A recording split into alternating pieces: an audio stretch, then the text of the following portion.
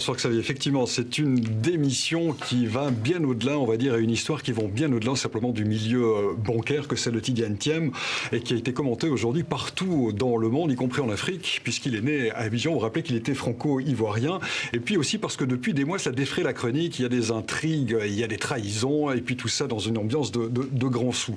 Alors pour rappeler, eh bien, l'affaire Tidjane Thiam a été nommé en 2015 à la tête du Crédit Suisse pour y faire le ménage, ce qu'il a fait, restructuration, licenciement, redéploiement stratégique avec un certain succès puisque la banque aujourd'hui va bien, tout le monde s'accorde à le dire. Alors pourquoi le faire démissionner? Eh bien, c'est là que j'ai envie de vous dire que d'une certaine manière, les téléréalités genre Love Story ou bien l'île de la tentation rejoignent les salons feutrés mais parfois toxiques de la haute finance. Lorsque Tidjane Thiam a été nommé à la tête de Crédit Suisse, il venait de l'extérieur, du monde des assurances. Ça n'a pas du tout été bien perçu par certains à Zurich.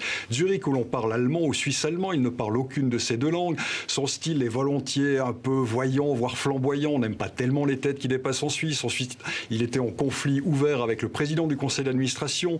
Il y a eu ces affaires d'espionnage que vous avez mentionnées, que réfute d'ailleurs Tidjane Thiam. Tout cela a fait qu'une enquête pénale aujourd'hui est ouverte. Et puis, il y a encore des rumeurs insistantes qui, au-delà des problèmes de langue, de style, font dire que oui, vous savez, finalement, il ne ressemble pas vraiment à un Suisse bon teint, Tidjane Thiam. Donc tout ça aujourd'hui fait qu'il y a un sentiment de malaise partagé chez bon nombre d'observateurs, dont moi, où on a l'impression que Tidjane Thiam a bel et bien été embauché pour faire le ménage dans la maison Crédit Suisse, qu'il a fait. Il était fort bien rémunéré pour cela, mais voilà, le ménage étant fait, mon bon monsieur, il va falloir songer à rendre les clés de la maison ce soir au vrai propriétaire.